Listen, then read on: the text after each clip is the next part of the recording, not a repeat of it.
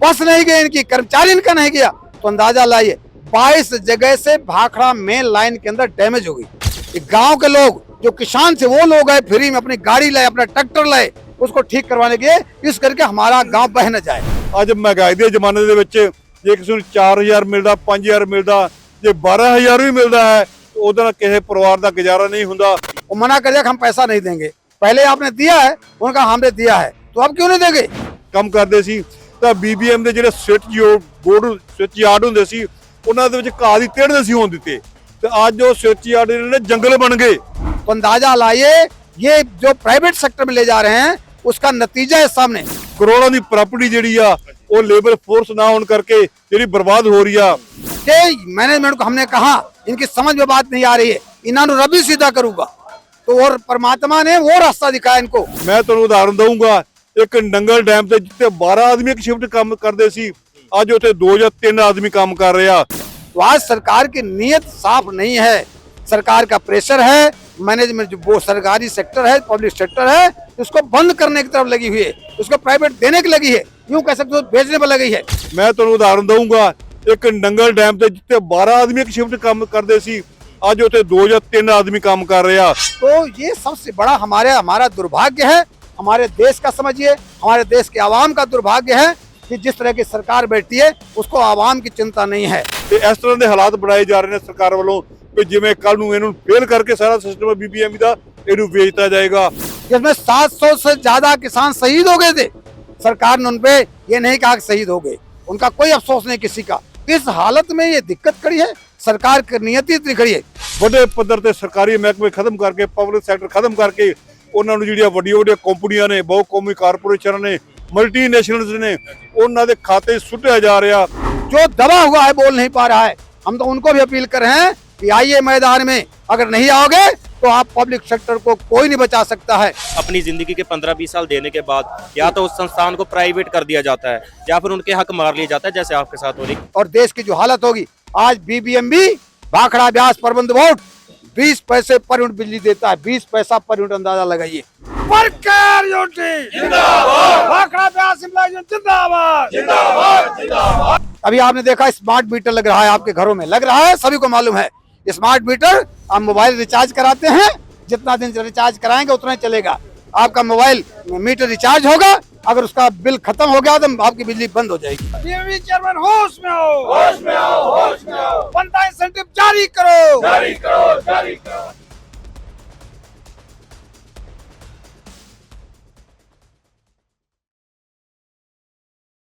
ਚੰਡੀਗੜ੍ਹ ਵਿਖੇ ਖੜੇ ਆ BBMB ਦੇ ਦਫ਼ਤਰ ਬਾਹਰ। 15-15 20 ਸਾਲ ਪੁਰਾਣੇ ਮੁਲਾਜ਼ਮ ਅੱਜ ਇੱਥੇ ਇਕੱਠੇ ਹੋਏ ਨੇ ਆਪਣੀਆਂ ਮੰਗਾਂ ਨੂੰ ਲੈ ਕੇ, ਤੇ ਕਿਹੜੀਆਂ ਮੰਗਾਂ ਨੇ ਤੇ ਕਿਉਂ ਅੱਜ ਇੱਥੇ ਇਕੱਠਾ ਹੋਣਾ ਪਿਆ ਉਹਨਾਂ ਤੋਂ ਜਾਣਦੇ ਆ, ਤੇ ਉਹ ਦੱਸਣਗੇ ਕਿ ਸਾਰਾ ਮਸਲਾ ਕੀ ਹੈ ਤੇ ਕਿਉਂ ਉਹਨਾਂ ਨੂੰ ਇੱਥੇ ਬਹਿ ਕੇ ਧਰਨਾ ਲਾਉਣਾ ਪੈ ਰਿਹਾ। जी सर। BBMB के तमाम कैदों से यहाँ कर्मचारी अपनी मांगों को लेकर इकट्ठे हुए हैं। पिछले 2024 से आंदोलन चल रहा है कि जो हमारे पास सबसे बड़ा मुद्दा इनका है कि जो हमारे पास पार्ट टाइम वर्कर हैं, डेली वेज वर्कर हैं, उन वर्कर को विभाग परमानेंट करे, उनको रेगुलर काम दे। कारण क्या है कि हमारे पास 7000 से ज़्यादा पद खाली पड़े हैं, और वो खाली पद ऐसे पड़े जा रहे हैं लगातार, बार बार भरा जाए। कई बार बहाना लाया जाता है स्टेट का कोटा है वो पूरा करेंगे, या कोई कर्मचारी नहीं दे रहा है, हम कहते हैं इन कर्मचारियों को अगर यहाँ 4 घंटे लगाते हैं उनको लगाओ और उनको रेट पूरा दीजिए। ये कि यहाँ पर सबसे बड़ी बात है कि हम सब जो कर्मचारी बिजली पैदा करते हैं, हमारे पास सिंचाई का मामला है, नहरों के द्वारा पानी जा रहा है, पर मेजर वर्क है बिजली भी पैदा की जा रही है, डैमों से जो पानी रोक के बनाया गया है पावर हाउसेस के द्वारा, तो उसमें हमें टारगेट दिया जाता है। इलेक्ट्रिसिटी अथॉरिटी ऑफ इंडिया के द्वारा हमको टारगेट दिया जाता है कि आपको इतनी बिजली का उत्पादन देना है। तो हमें पिछले समय इन्होंने टारगेट दिया था 9700 बिलियन यूनिट का टारगेट दिया।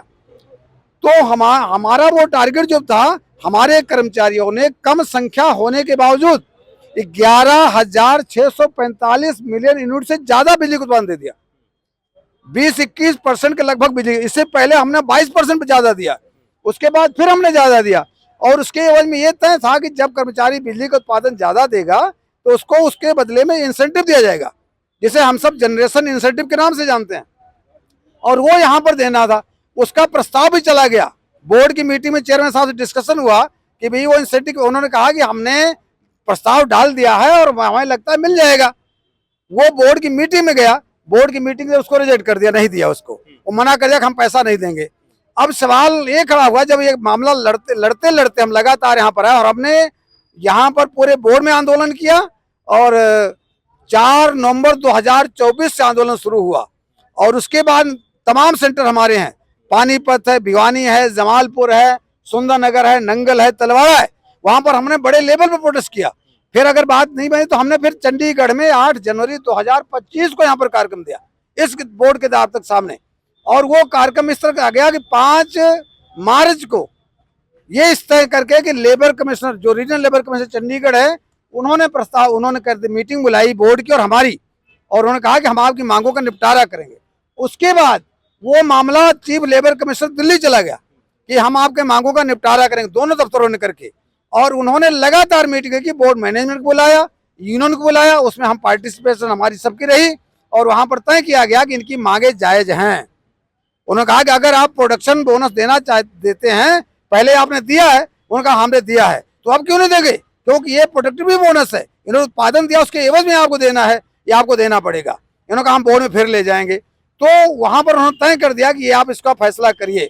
उसके अलावा जो हमारे पास पार्ट टाइम वर्कर हैं, डेली रेट वर्कर हैं, इनका रेट हिंदुस्तान का हाईएस्ट रेट होना चाहिए, जो सबसे ज्यादा रेट है, वो रेट देने को एग्री कर लिया इन्होंने। उसके साथ ही हमारे पास स्टेट एम्प्लॉइज है, ये बीबीएमबी में पंजाब, हरियाणा, हिमाचल और राजस्थान इसका हिस्सा है, तो उस हिस्से के मुताबिक यहाँ पर बीएमबी में कर्मचारी आता है। तो जो कर्मचारी राजस्थान का आता है उसका स्केल अपना है, हरियाणा का कर्मचारी का अपना स्केल है, पंजाब का अपना स्केल है, सबका अलग अलग स्केल है। पर जब बीएमबी में काम करता है तो उसको यहाँ पर एक ऑप्शन दी गई है, कुछ कर्मचारी को यहाँ पर बीएमबी के मुताबिक तनख्वाह दी जाए, यहाँ तनख्वाह ज्यादा बनती है उसकी। तो उन्होंने बहुत दूर से लड़ाई लड़ी, नहीं मान रहे थे, लगातार इक्विवेलेंसी का मामला आया, उसको राजस्थान सरकार के पास गया, उनके सेक्रेटरी के पास गया, उसको वहां पर हल करवाने का प्रयास किया गया। उन्होंने कहा ठीक है, हमारे कर्मचारियों को बीएमबी में अगर स्केल लेना चाहते दे दिया जाए। वो मामला है, उन्होंने 2 महीने का टाइम दिया था, ये 2 महीने में उन्होंने टाइम मांगा और 2 महीने के अंदर वो फैसला 28 अगस्त 2025 का है। 28 अगस्त 2025 से लेकर आज आप देख सकते हैं जनवरी है। हमने इनको कहा भी, ये कहते हम कर रहे हैं जी, जल्दी कर रहे हैं। मैं कहा आप जो मामला कर रहे हैं वो कब तक करेंगे, पता होना चाहिए। आज हमारी ये मजबूरी होगी, हमने फिर फैसला किया कि हमारे पास और कोई ऑप्शन नहीं बची। ये मजदूर जो बैठे हैं, जो यहाँ पर लोग तमाम, यहाँ पर आज देखिए आपकी हिमाचल से पूरा सुंदरनगर से उस इलाके से लोग आए हैं, इधर आपका बल्लभगढ़ के इलाका वहां से लोग आए हैं, दिल्ली, बल्लभगढ़, पानीपत, कुरुक्षेत्र, इधर बरनाला, संगरूर, पटियाला, भिवानी, हिसार और तमाम सेंटर्स हमारे साथ, जमालपुर, जालंधर, तलवाड़ा, ये तमाम लोग कर्मचारी यहाँ पर इसलिए एकत्रित हुए कि हम बोर्ड मैनेजमेंट को ये कह सकें कि आप उसके जो मांगे मानिए, उसको तो हल करो, उसका हल करो और उसको आगे बताओ कि हमें मांगे निपटा रहे हैं। अगर नहीं करोगे तो हम क्या कर सकते हैं, हमारे पास क्या ऑप्शन बची है। आज कर्मचारी आमरण अनशन करने के लिए मजबूर हो गया है। वो ये कहता है कि मरना तो ऐसा ही है जब इन्होंने कुछ करना नहीं। यहाँ पर हमारे बोर्ड की स्थिति ये खड़ी है कि बोर्ड के अंदर जो चेयरमैन महोदय बैठे हैं, उनका स्टाफ बैठा है, जो जितनी कार्रवाइयां लगातार करें उसका कार्रवाई कोई आउटपुट नहीं है, कोई रिजल्ट सामने नजर नहीं आता है कि ये कर रहे हैं। क्योंकि हमने इनको कहा कि आपने इतनी चिट्ठियां पहले भी निकाली हैं, उन चिट्ठियों का क्या रिप्लाई आया। आपने कहा कंट्रैक्ट वर्कर को, हमारे पास वर्कर है उनको विभाग ने रखा था, बोला उनका सुप्रीम कोर्ट कैसे रेगुलाइजेशन का वो मान गए, पर उनको पीएफ देना है वो तो आपका मामला है, उनको ओवर टाइम देना है, उनको मेडिकल फैसिलिटीज देनी है वो तो आपने देना है। हम आपको बताना चाहेंगे इस मौके पर कि हमारा एक साथी राम सुख संगरूर के अंदर काम करते करते उसकी डेथ हो गई। अगर वो रेगुलर होता तो उसके तमाम फैसिलिटी मिलती, उसके लिए हमको लड़ना पड़ा, उसकी डेड बॉडी 3 दिन रखनी पड़ी हमको, हमारी मजबूरी थी। तो हमने कहा इनको करो। अब आप पीएफ का मामला 3-4 बार निकाल चुके, ऊपर भेज चुके, नहीं लागू हुआ, तो हम आपका भरोसा कैसे कर सकते हैं कि आपको ये लागू करेंगे।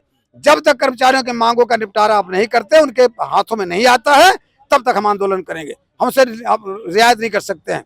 तो आज आप देखिए ये स्थिति हमारे बोर्ड की है। तो हमारे आज भी बोर्ड चेयरमैन से मांग है, हमारा कोई शौक नहीं यहाँ नारे लगाएं। ये आप देख रहे हैं बहनें यहाँ पर आई हैं, सुंदरनगर से इतनी भारी संख्या में लोग आए हैं, नंगल तलवाड़ा से इतनी बड़ी गिनती में, पहला मौका है हमारे आंदोलन में कितनी बड़ी संख्या में बहनें शामिल हुई हैं।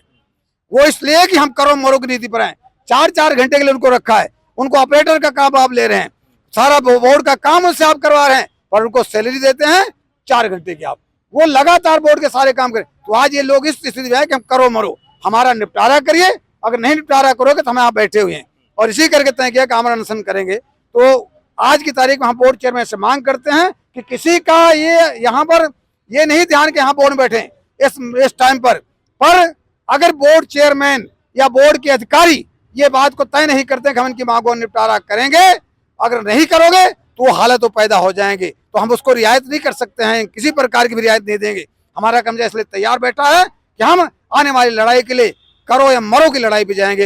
यही हमारा बोर्ड चेयरमैन से फिर भी अनुरोध है कि इस मामले पर ना जाया जाए और ऐसी स्थिति ना बने, क्योंकि कर्मचारी आपके हैं, आप बोर्ड के जिम्मेदार हैं, आप प्रबंधन में हैं, आपकी जिम्मेदारी है, पर यह कर्मचारी आपका है, ये बाहर के कोई कर्मचारी नहीं है।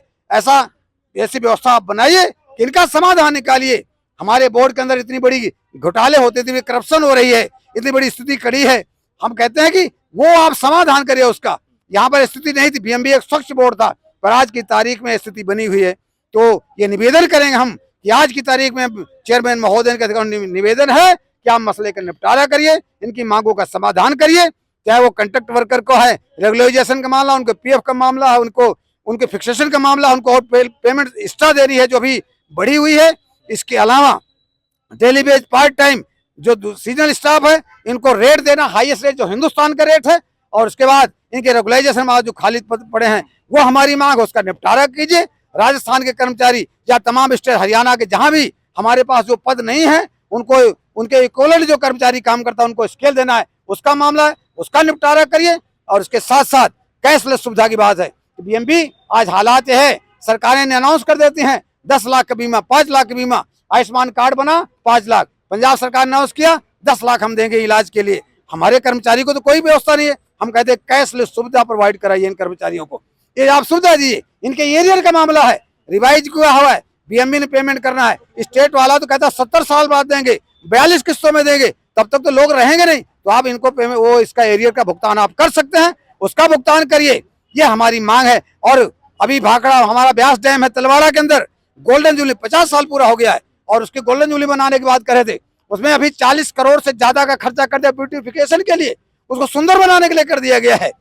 और वो स्थिति है कहीं को अभी प्रोजेक्ट का गोल्डन जुबली आप नहीं मना पा रहे हैं, तो गोल्डन जुबली मनाने का मामला है। आप उस मौके पर, क्योंकि भाखड़ा की गोल्डन जुबली जब मनाई गई थी तो तमाम कर्मचारी अधिकारियों को पूरे बोर्ड में 2-2 तनख्वाहें दी गई, तो आप उस पर भी हक बनता है कर्मचारियों को। जो कर्मचारी अपनी मेहनत से, अपनी लगन से, ईमानदारी से इस परियोजना को ईमानदारी से लेकर यहाँ लाके खड़े, आज आप हालात देख रहे हैं प्रोजेक्टों के अंदर, प्रोजेक्ट बना नहीं और नुकसान हो गया, पर ये हमारी ऐसी परियोजना है, इतने वर्षों से हम गोल्डन जुबली बना रहे हैं। अंदाजा लाइए, अभी तक भाखड़ा का काम देख लीजिए, हमारे ब्यास परियोजना काम दी लाइनों का, आप बढ़िया तरीके से काम करें, ये इनकी कार्य कुशलता का परिचय जो कर्मचारी काम करें, इनको बेनिफिट दिया जाना चाहिए, तो हमारी मांग है। देश में जो ये रवैया चल रहा है कि 15-15, 20-20 साल एक संस्थान को देना बड़ी बात होती है किसी भी कर्मचारी के लिए, लेकिन अपनी जिंदगी के 15-20 साल देने के बाद या तो उस संस्थान को प्राइवेट कर दिया जाता है या फिर उनके हक मार लिया जाता है, जैसे आपके साथ हो रही है। ये जो रवैया है देश में, हर संस्थान में अलग अलग तरीके प्रोटेस्ट हो रहे हैं, धरने, इस रवैये को कैसे देखते हो आप? सच्चाई तो ये है कि जो देश में सरकार है, सरकार यहाँ पर आ गई है कि हम तमाम सेक्टर, जो बिजली सेक्टर है या दूसरे इंडस्ट्रीज है, जो सरकार चलाने की बात कर रही थी, वो कहती हम नहीं चलाएं, ये प्राइवेट को दे दो।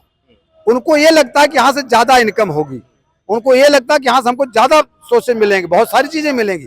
उस बात को लेकर लगातार प्रयास किया जा रहा। हमारे बिजली मंत्री आर.के. सिंह ने इस बोर्ड पर एक प्रेशर डाला था, बोर्ड की मीटिंग में डिसीजन डलवा दिया कि कर्मचारियों की संख्या को घटाया जाए।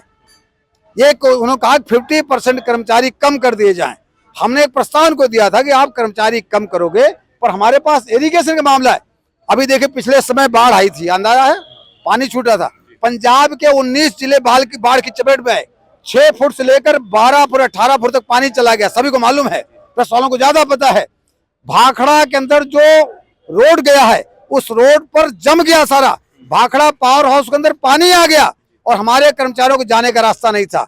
ये दिहाड़ीदार कर्मचारी यहाँ पे जो आए हैं, इन कर्मचारियों ने उस काम को किया जाके वहां पर, मैं उसको प्रेजेंट था उस मौके पर, बस नहीं गए इनकी, कर्मचारी इनका नहीं गया, तो अंदाजा लाइए 22 जगह से भाखड़ा मेन लाइन के अंदर डैमेज हो गई। गांव के लोग, जो किसान थे, वो लोग आए, फ्री में अपनी गाड़ी लाए, अपना ट्रैक्टर लाए उसको ठीक करवाने के लिए, इस करके हमारा गांव बह न जाए।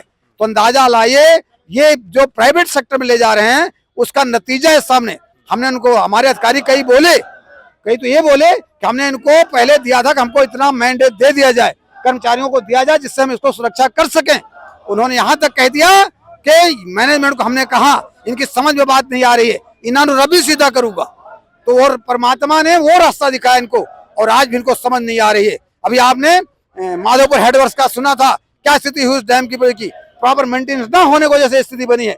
तो आज सरकार की नीयत साफ नहीं है, सरकार का प्रेशर है, मैनेजमेंट जो वो सरकारी सेक्टर है, पब्लिक सेक्टर है, उसको बंद करने की तरफ लगी हुई है, उसको प्राइवेट देने की लगी है, यूं कह सकते हो भेजने पर लगी है। डैम सेफ्टी एक्ट बिल बना हुआ है, उसके अंदर भी कर दिया है कि सेंट्रल गवर्नमेंट जहां जहां उसका दखल हो सकता है उसको प्रोजेक्ट को अडॉप्ट करे और बेचने की तरफ बात करे। और ये भाखड़े पर भी निगाह उसकी पड़ी है, ये पूरे परियोजना पर निगाह पड़ी है। तो ये सबसे बड़ा हमारा दुर्भाग्य है, हमारे देश का समझिए, हमारे देश के आवाम का दुर्भाग्य है कि जिस तरह की सरकार बैठी है उसको आवाम की चिंता नहीं है, कोई दिक्कत नहीं। वो कहते सब आनंद से रह रहे हैं, सब ठीक रह रहे हैं, किसी कोई परवाह नहीं है। और हालात ये है हम सब की भी कि हम सबके लिए जो हम लोग लड़ रहे हैं वो सिर्फ लड़े रहे हैं, उनको पता है लड़ने, उनको लड़ने क्या कर लेंगे। अभी आपने देखा किसानों का एक आंदोलन चला था लगातार, जिसमें 700 से ज्यादा किसान शहीद हो गए थे। सरकार ने उनपे ये नहीं कहा कि शहीद हो गए, उनका कोई अफसोस नहीं किसी का। तो इस हालत में ये दिक्कत खड़ी है, सरकार की नियति इतनी खड़ी है। हालांकि हम खुशकिस्मत है बीबीएमबी में कि 4 राज्यों का बोर्ड है, ये इसमें सेंट्रल गवर्नमेंट का हिस्सा नहीं है। अगर सेंट्रल गवर्नमेंट डायरेक्टली इसका हिस्सेदारी हो जाए तो स्वाभाविक है सेंट्रल गवर्नमेंट जो फैसला लेगी वो फैसला फिर चारों राज्य मना नहीं कर सकते, कभी वो रोक नहीं सकते इसको। पर अभी तक नहीं। हिमाचल में कांग्रेस की सरकार है, पंजाब में आम आदमी की सरकार है, हरियाणा में बीजेपी की सरकार है, अलग अलग सरकारें सबके अलग अलग हैं, इसी करके इनका आपस में तालमेल नहीं। पर कहीं ऐसी सरकार आ गई सबकी एक, तो स्वाभाविक है कि बीबीएमबी की स्थिति नाजुक होगी, जिसको हम नहीं कहना चाहेंगे कि बीबीएमबी के साथ क्या बीतेगी। ये अधिकारी हमारे जो बोर्ड में बैठे हैं शायद इनको इस बात की समझ नहीं आई कि आज आप चेयरमैन हैं, आप बोर्ड के मेंबर हैं, आप अधिकारी हैं, पदों पर बैठे हैं, चाहे एफए हैं जो सेंट्रल मिनिस्ट्री लगाए जाते हैं। स्वाभाविक है कि आपका क्या हाल होगा। ये आज कर्मचारी तो लड़ रहा है, क्लास 1 और क्लास 2 जो दबा हुआ है, बोल नहीं पा रहा है। हम तो उनको भी अपील कर रहे हैं कि आइए मैदान में, अगर नहीं आओगे तो आप पब्लिक सेक्टर को कोई नहीं बचा सकता है। और देश की जो हालत होगी, आज बीबीएमबी भाखड़ा ब्यास प्रबंध बोर्ड 20 पैसे पर यूनिट बिजली देता है, 20 पैसा पर यूनिट, अंदाजा लगाइए। 20 पैसे में वो उसका एनुअल मेंटेनेंस का खर्चा भी है, उसके कंस्ट्रक्शन का खर्चा भी है और बिजली का उत्पादन भी जा रहा है। 80% 80% जो है शुद्ध लाभ दे रहा है बीबीएमबी। हाइडल प्रोजेक्ट में ऐसा कभी नहीं होता है। तो अंदाजा लगाइए ये क्या लाभ मिलेगा। पंजाब में बिजली का रेट आप सबको मालूम होगा क्या रेट है, हरियाणा में क्या रेट हो अंदाजा लगा सकते हैं आप, हिमाचल में क्या रेट वो भी आप लगा सकते हैं। पर जो बिजली पैदा करके दे रहा है वो बिजली किस रेट में जा रही है अंदाजा लगाइए। इस करके कहना चाहेंगे कि सबसे सस्ती अगर बिजली हिंदुस्तान में है तो बीबीएमबी दे रहा है, हाइडल प्रोजेक्ट दे रहा है बिजली। और यही हम मांग करते हैं कि इसको बचाया जाए। और हम सब आवाम से भी अपील करते हैं, तमाम किसानों की बात करते हैं। आप पर अभी आपने देखा स्मार्ट मीटर लग रहा है, आपके घरों में लग रहा है, सभी को मालूम है। स्मार्ट मीटर आप मोबाइल रिचार्ज कराते हैं, जितना दिन रिचार्ज कराएंगे उतना ही चलेगा। आपका मोबाइल मीटर रिचार्ज होगा, अगर उसका बिल खत्म हो गया तो आपकी बिजली बंद हो जाएगी। ये स्थिति चल रही है यहाँ पर। इस करके हमारी सभी से अपील है, आवाम से अपील है, किसानों से भी अपील है, ये कर्मचारी लड़ रहे हैं, हम सब लड़ रहे हैं, इन तमाम के लिए यही अपील है कि आइए मिलकर लड़ाई लड़ी जाए। हम गलत नहीं कह रहे हैं, पर आप जो सुविधाएं हैं उसको बहाल रखिए। देश के प्रधानमंत्री पहले थे जिन्होंने पब्लिक सेक्टर को बरकरार रखा, पर आज की स्थिति है इन सरकारों में अगर आप जाके एनालाइज करिए, विश्लेषण करिए, तो कोई सेक्टर सरकारी में नहीं गया, प्राइवेट में जाने का भाव किया जा रहा। तो यही हमारी अपील है और आप सभी अपील हम करेंगे, पत्रकार बंधुओं से भी करेंगे कि आप इस चीजों को हाईलाइट करिए, लोगों तक आप ले जाइए, और जिससे कि लोग जागें। और क्योंकि जागेंगे नहीं जब तक इसका समाधान संभव नहीं है। क्योंकि इलेक्शन का टाइम जब आता है तो लोग उन्हीं को लाते हैं जो लोग रिश्वत लेकर कुछ करके करते हैं, बाद में वही फिर सत्ता पर काबूज होते हैं और वो फिर अपना काम करते हैं जो उनको करना चाहिए, क्योंकि प्लानिंग के साथ चला होता है। तो मैं और यही अपील करता हूँ, अपनी बात यही तक पूरी करूँ। धन्यवाद सर। ਤੁਹਾਡਾ ਕੀ ਕਹਿਣਾ ਜੋ ਕੁਛ ਰਵੱਈਆ ਚੱਲ ਰਿਹਾ ਹੈ ਅੱਜ बीबीएमबी बोर्ड दफ्तर के सामने भाखड़ा ब्यास अंपलाई यूनियन एटक जो धरना ला रही है और इन्हें ऐलान किया कि चेयरमैन बीबीएमबी जिहड़ा है जिहड़ियां मनिया होए मंगा वो भी नहीं लागू कर रहा। ਸਾਲ ਬੀਤ ਗਿਆ। ਇਸ ਲਈ ਇਹ ਅੱਜ ਇਹਨਾਂ ਨੇ ਐਲਾਨ ਕੀਤਾ ਵੀ ਇੱਥੇ ਅਨਿਸ਼ਚਿਤ ਸਮੇਂ ਦੀ ਭੁੱਖ ਹੜਤਾਲ ਸ਼ੁਰੂ ਕਰਤੀ ਜਾਏਗੀ। ਸ੍ਰੀ ਅਸ਼ੋਕ ਕੁਮਾਰ ਪ੍ਰਧਾਨ ਜਿਹੜਾ ਭਾਖੜਾ ਬਿਆਸ ਇੰਪਲਾਈਜ਼ ਦਾ, ਉਹ ਭੁੱਖ ਹੜਤਾਲ ਸ਼ੁਰੂ ਹੋਏਗਾ। ਮੈਂ ਗੁਰਨਾਮ ਸਿੰਘ ਜਨਰਲ ਸੈਕਟਰੀ ਆਲ BBMB ਰਿਟਾਇਰੀ ਯੂਨੀਅਨ, ਅਸੀਂ ਇਹਨਾਂ ਦੇ ਸੰਘਰਸ਼ ਦੀ ਪੂਰੀ ਸਪੋਰਟ ਕਰ ਰਹੇ ਹਾਂ ਔਰ ਡਟ ਕੇ ਇਹਨਾਂ ਦੇ ਮੋਢੇ ਨਾਲ ਮੋਢਾ ਜੋੜ ਕੇ ਲੜਾਂਗੇ। ਔਰ ਅੱਜ ਬੇਨਤੀ ਕਰਦੇ ਹਾਂ ਸਟੇਜ ਤੋਂ ਚੇਅਰਮੈਨ BBMB ਨੂੰ, ਭਾਖੜਾ ਬਿਆਸ ਮੈਨੇਜਮੈਂਟ ਬੋਰਡ ਨੂੰ, ਕਿ ਫੌਰੀ ਤੌਰ ਤੇ ਇਹ ਮੰਗਾਂ ਮੰਨ ਕੇ ਤੇ ਉਹਨਾਂ ਨੂੰ ਜਿਹੜੀਆਂ ਮੰਨੀਆਂ ਮੰਗਾਂ ਨੇ ਉਹਨਾਂ ਨੂੰ ਵੀ ਲਾਗੂ ਕੀਤਾ ਜਾਵੇ।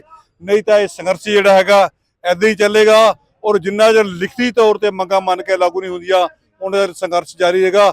ਅਸੀਂ ਇਹਨਾਂ ਦੇ ਨਾਲ ਰਹੇ ਹਾਂ। ਇਹਨਾਂ ਮੰਗਾਂ ਦੇ ਵਿੱਚ ਜੋ BBMB ਦਾ ਰਿਟਾਇਰੀਜ਼ ਹੈ, ਇਹਨਾਂ ਦੇ ਜੋ 1/2016 ਤੋਂ 1/7/2021 ਦਾ ਏਰੀਅਰ ਪੈਂਡਿੰਗ ਹੈ, ਉਹ ਵੀ ਮੰਗ ਹੈ ਕਿ ਉਹ ਯਕਮੁਸ਼ਤ ਦਿੱਤਾ ਜਾਵੇ। ਲੀਵ ਇਨਕੈਸ਼ਮੈਂਟ ਦਾ ਏਰੀਅਰ ਹੈ, ਅਲਾਉਂਸ ਦਾ ਏਰੀਅਰ ਹੈ, ਉਹ ਸਾਡੀ ਮੰਗ ਹੈ ਵੀ ਯਕਮੁਸ਼ਤ ਦਿੱਤਾ ਜਾਵੇ। ਇਸ ਮਹਿੰਗਾਈ ਦੇ ਜ਼ਮਾਨੇ 'ਚ ਮੈਡੀਕਲ ਫੈਸਿਲਿਟੀ ਜਿਹੜੀ ਆ ਬਹੁਤ ਮਹਿੰਗੀ ਹੋ ਗਈ ਆ।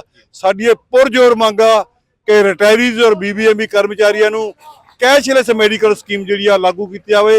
ਇਸ ਤੋਂ ਵੀ ਅੱਗੇ ਜਾ ਕੇ ਜੋ ਬਹੁਤ ਹੀ ਜੋ ਕਲਾਸ 4 ਦੇ ਜੋ ਦਿਹਾੜੀਦਾਰ ਕਾਮੇ ਨੇ, ਜਿਹੜੇ ਪਾਰਟ ਟਾਈਮ ਕਾਮੇ ਨੇ, ਉਹਨਾਂ ਤੇ ਡਿਪਾਰਟਮੈਂਟ ਵੱਲੋਂ ਬਹੁਤ ਜ਼ੁਲਮ ਕੀਤਾ ਜਾ ਰਿਹਾ।